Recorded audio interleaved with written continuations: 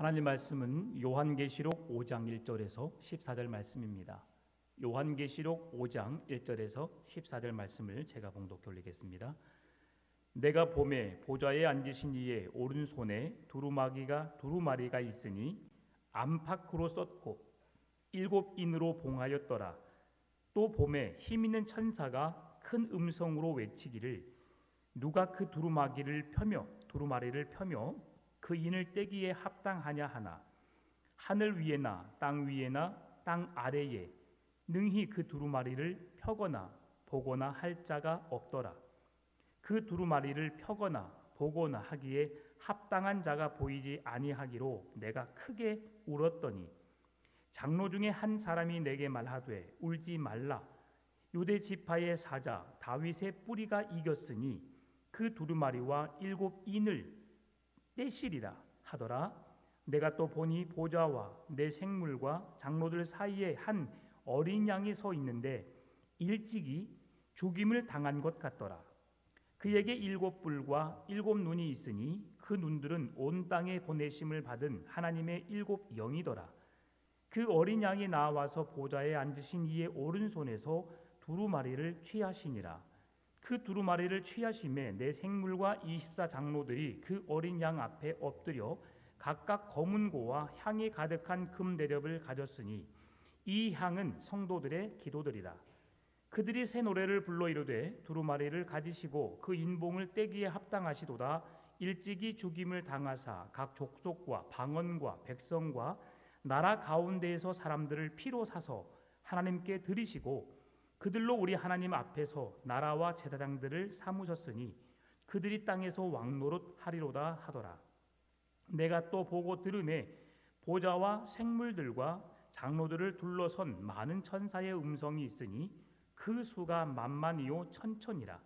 큰 음성으로 이르되 죽임을 당하신 어린 양은 능력과 부와 지혜와 힘과 존귀와 영광과 찬송을 받으시기에 합당하도다 하더라.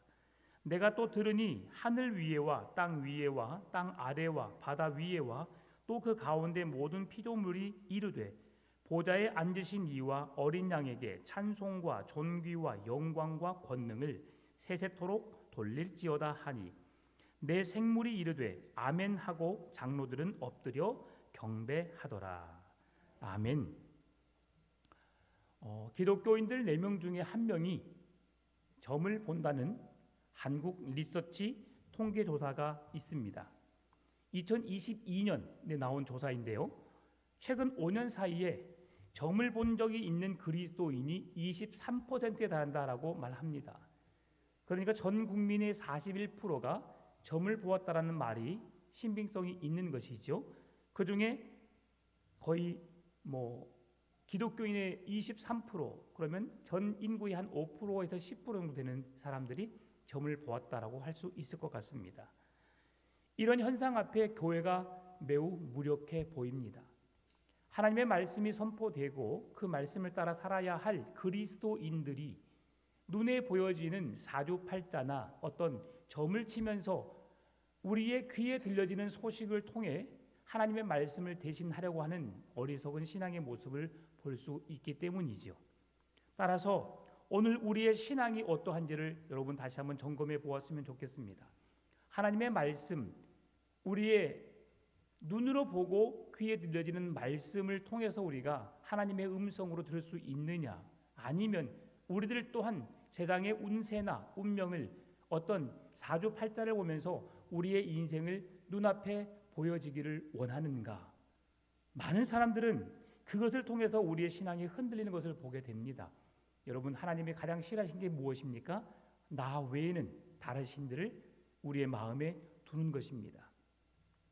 왜 서두부터 이런 점에 대한 이야기를 할까요? 지금 이 요한계시록의 상황 속에서도 우리가 하나님을 찬송하고 하나님을 경배하며 하나님께 영광 돌려야 할 삶을 살아야 할 우리들이 그렇게 하지 못하고 있기 때문입니다. 우리가 계속해서 요한계시록을 살펴보고 있는데요. 요한계시록의 핵심이 무엇이냐?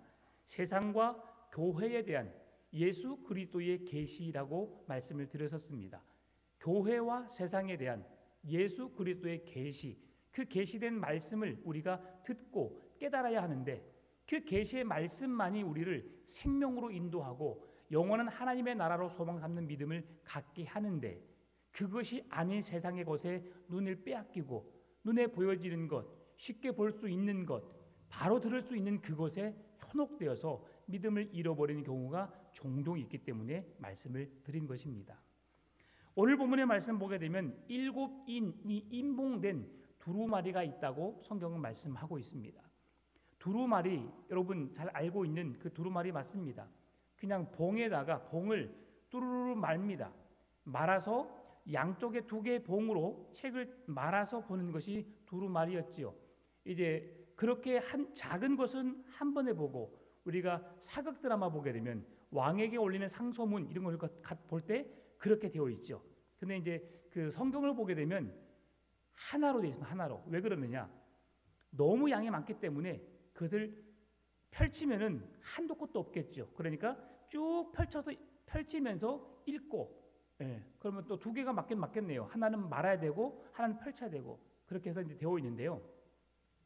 오늘 본문에서 말씀해주고 있는 것이 뭐냐면 7개의 인이 붙여 있다고 말합니다.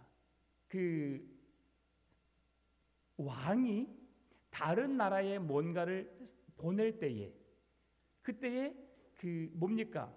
납 같은 걸로 막 임봉하잖아요. 납이 아니고 무슨 고무 같은 거 가지고 딱 왕의 직인을 찍어가지고 그 나라에 보냅니다.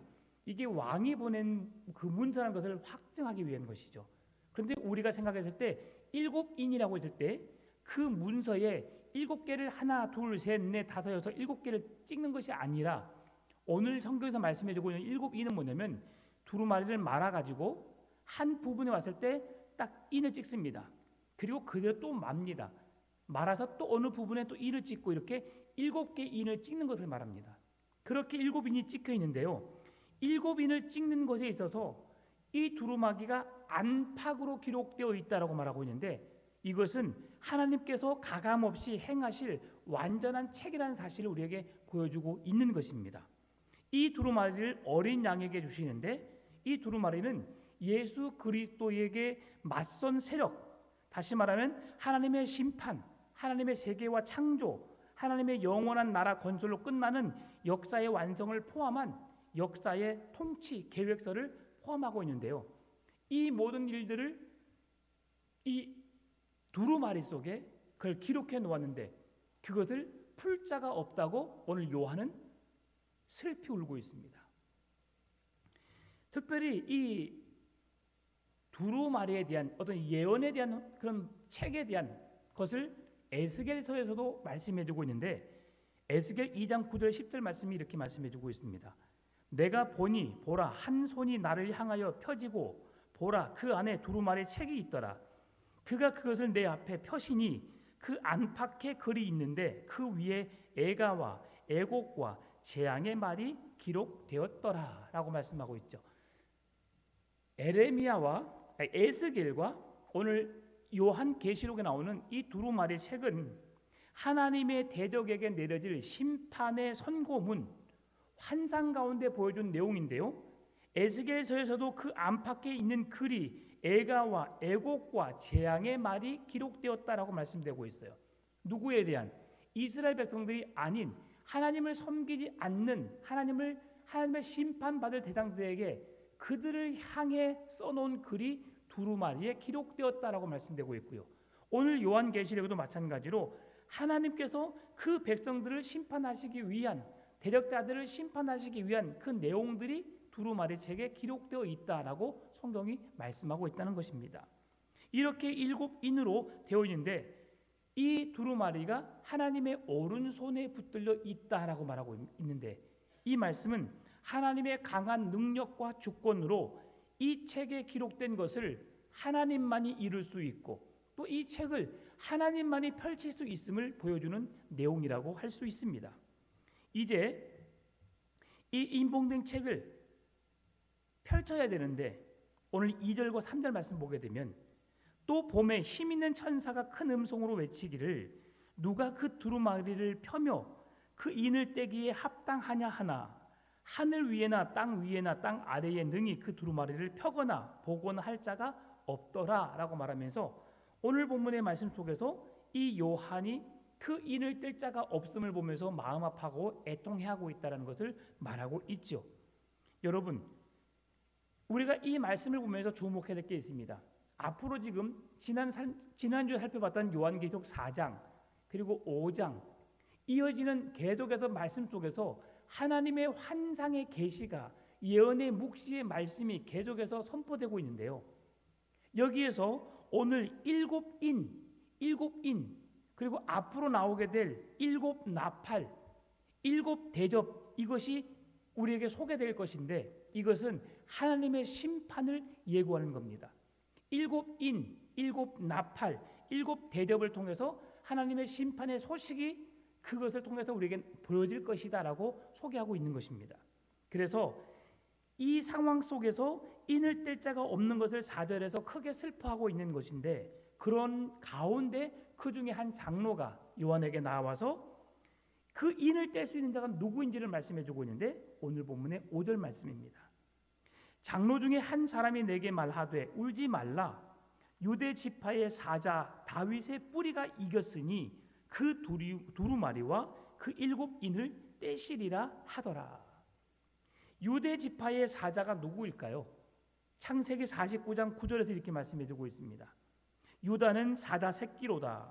내 아들아 너는 움킨 것을 찢고 올라갔도다. 그가 엎드리고 웅크림이 수사자 같고 암사자 같으니 누가 그를 범할 수 있으랴. 이게 무슨 말씀이냐면 야곱이 그의 아들 유다를 축복하는 메시지입니다. 그러면서 유다의 자손을 통해서 이제 누가 나타나느냐? 바로 다윗이라고 하는 예수 그리스도의 그 계시가 성취될 것을 말씀해 주고 있는 겁니다. 그러면 다윗의 뿌리는 무엇입니까? 이사야 11장 1절과 10절에서 말씀해 줍니다. 이새의 줄기에서 한 싹이 나며 그 뿌리에서 한 가지가 나서 결실할 것이요. 10절 그날에 이새의 뿌리에서 한 싹이 나서 만민의 기치로 설 것이요. 열방이 그에게로 돌아오리니 그가 거룩한 곳이 그가 거한 곳이 영화로우리로다. 아멘.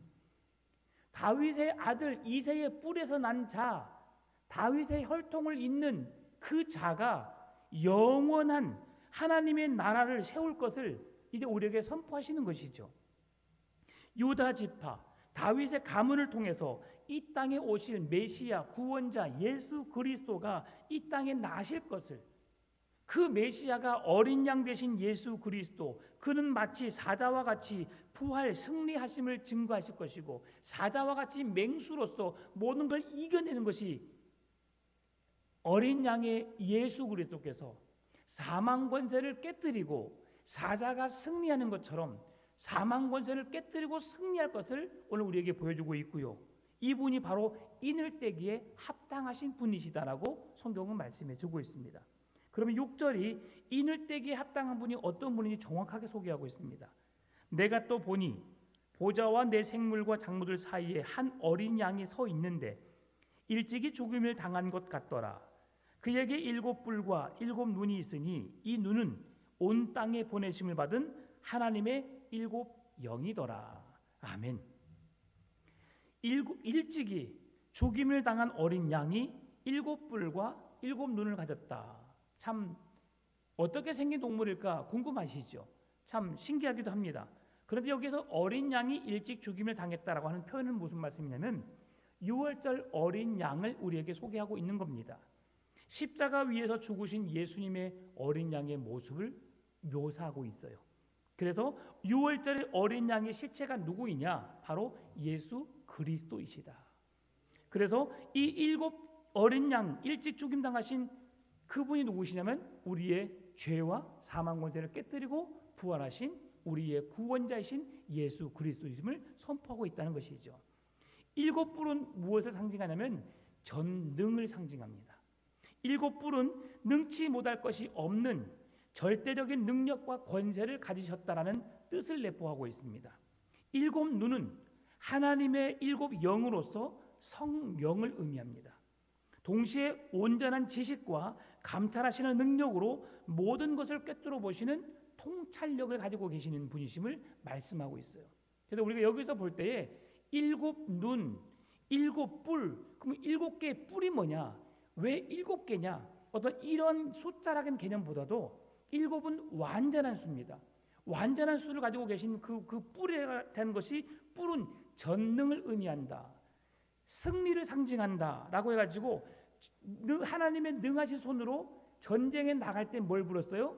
나팔을 불었죠. 그게 바로 뿔로 된, 양각 나팔, 뿔로 된 것입니다. 뿔의 소리를 부르면서 승리를 우리에게 예고했던 것처럼, 그리고 눈은 우리에게 있어서 성령이 우리와 함께 하심으로 성령이 모든 것을 보게 하시고 감찰하게 하시고 그 능력으로 꿰뚫어 보시는 통찰력을 우리에게 말씀하고 있다라고 하면서, 그분이 누구시냐? 예수 그리스도께서 강한 팔로, 능력의 팔로, 그리고 그분이 보시는 모든 것이 능치 못하심이 없는 능력의 눈으로 모든 일을 행하실 수 있는 분이시라는 것을 우리에게 소개하고 있는 것이죠.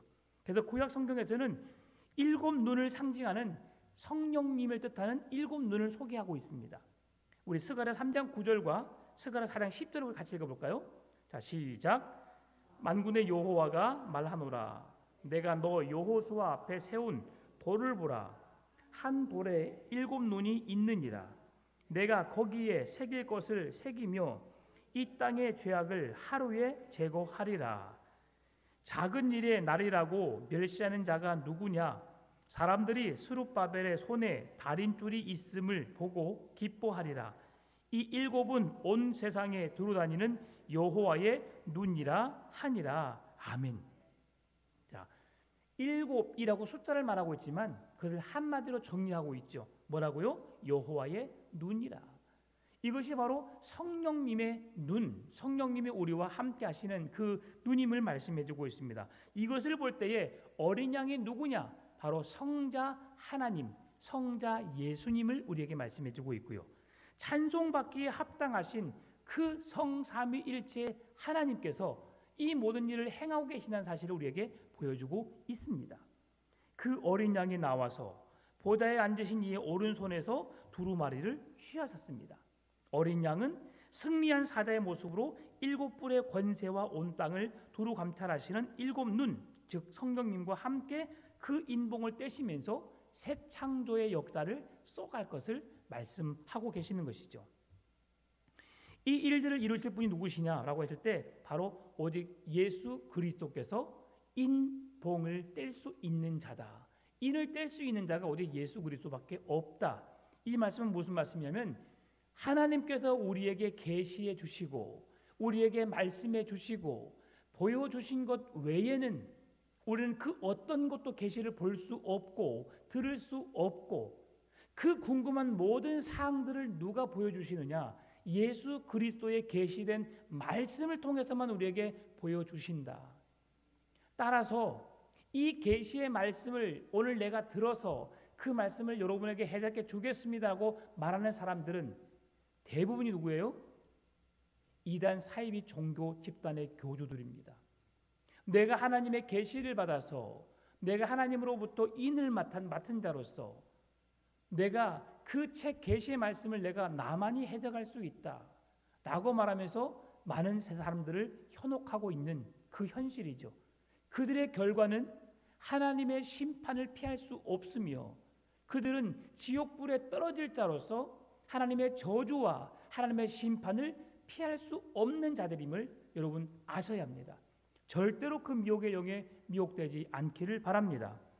그렇다면 이 어린 양의 실체가 밝혀지게 되면서 보좌 앞에 내 생물과 24장로들, 만군의 천사들, 그리고 모든 만물이 다 함께 예수 그리스도를 찬송할 것을 말씀해주고 있는데요.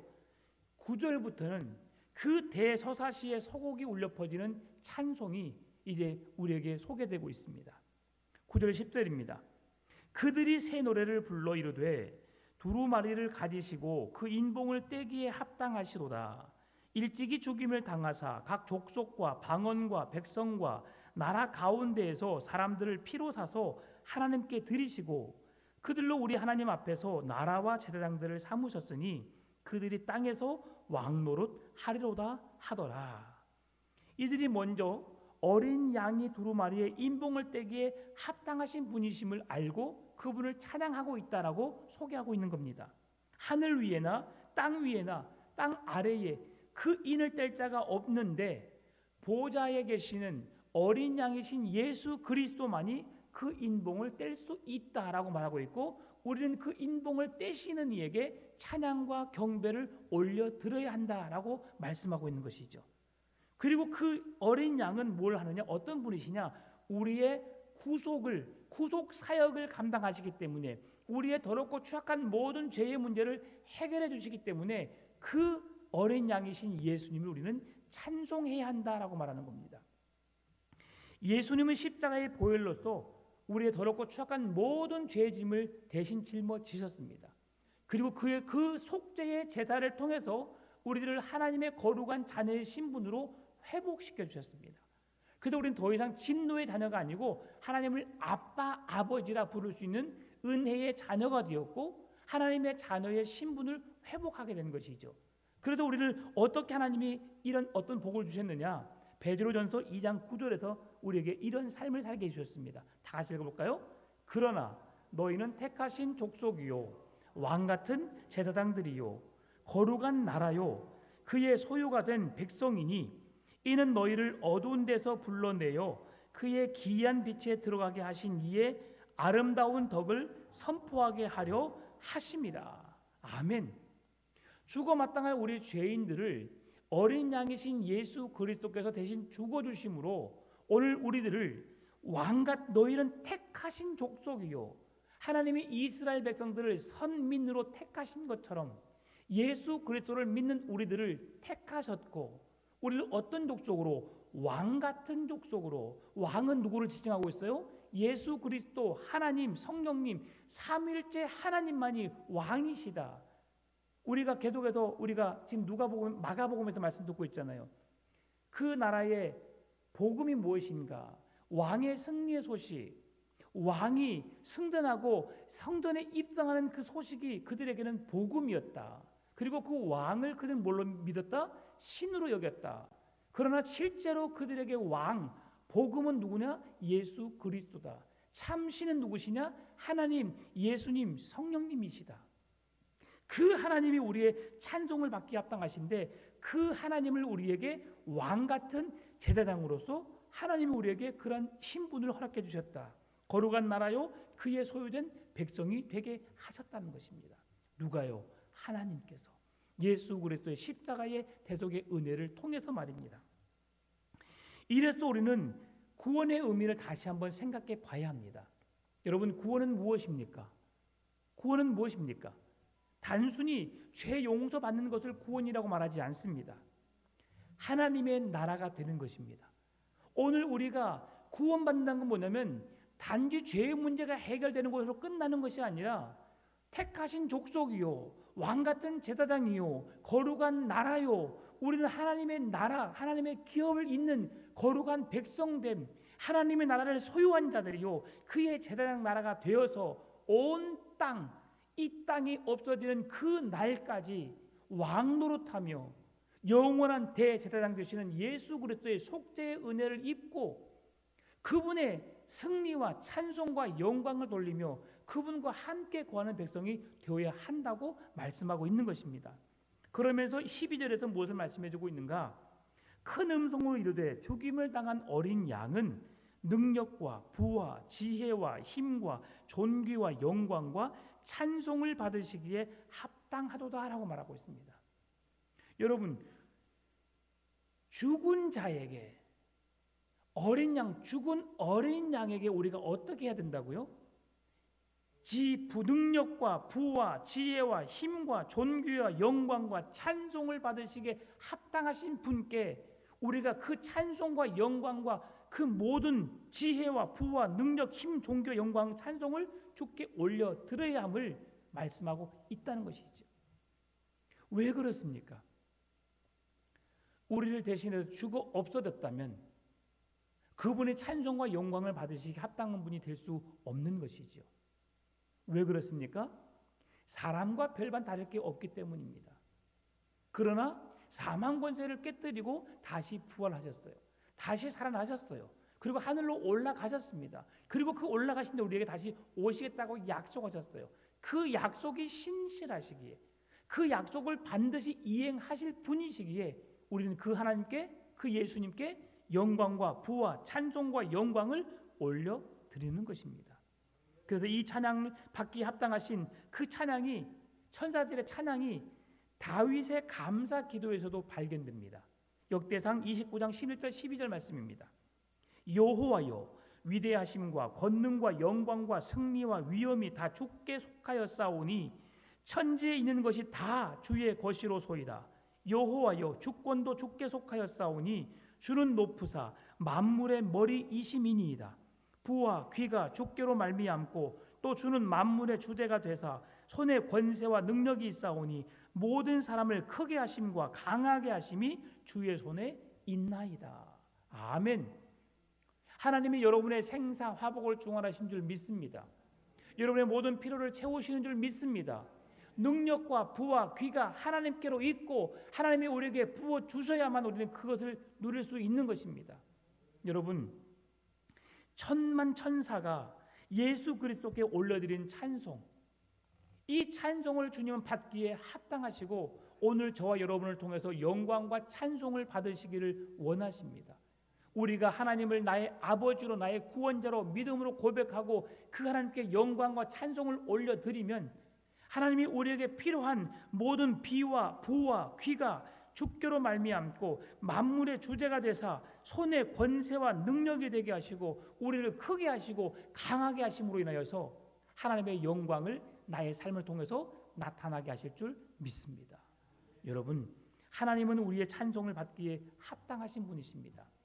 그 하나님께 오늘 본문의 마지막 13절 14절에서는 그 하나님께 모든 만물이 합창으로 하나님께 영광과 찬송을 올려드린 것을 보게 됩니다. 같이 읽어볼까요? 시작. 내가 또 들으니 하늘 위에와 땅 위에와 땅 아래와 바다 위에와 또 그 가운데 모든 피조물이 이르되 보좌에 앉으신 이와 어린 양에게 찬송과 존귀와 영광과 권능을 세세토록 돌릴지어다 하니 내 생물이 이르되 아멘 하고 장로들은 엎드려 경배하더라. 아멘.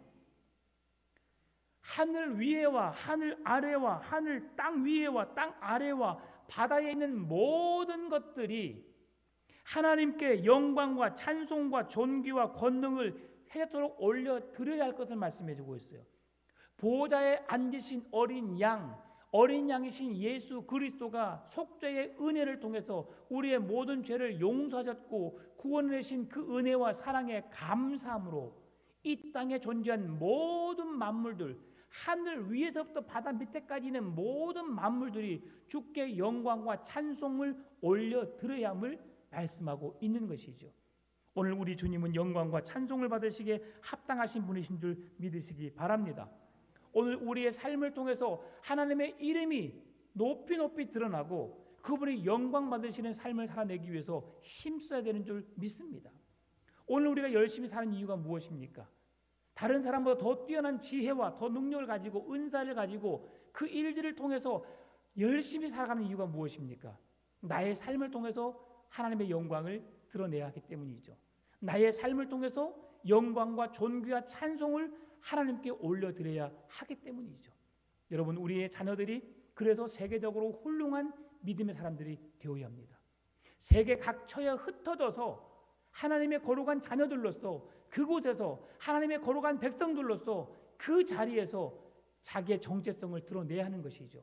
나의 이름을 드러내고 나의 능력을 드러내는 것이 아니라 내게 능력 주시고 내게 재능 주신 하나님의 이름을 선포하며 그 하나님의 이름을 높이 드러내고 그 하나님을 찬송할 때에 그를 지켜보는 모든 사람들이 그를 통해서 하나님을 보게 될 것이고 그들 또한 하나님께 영광과 찬송과 온전한 존귀를 올려드리게 될 줄 믿습니다.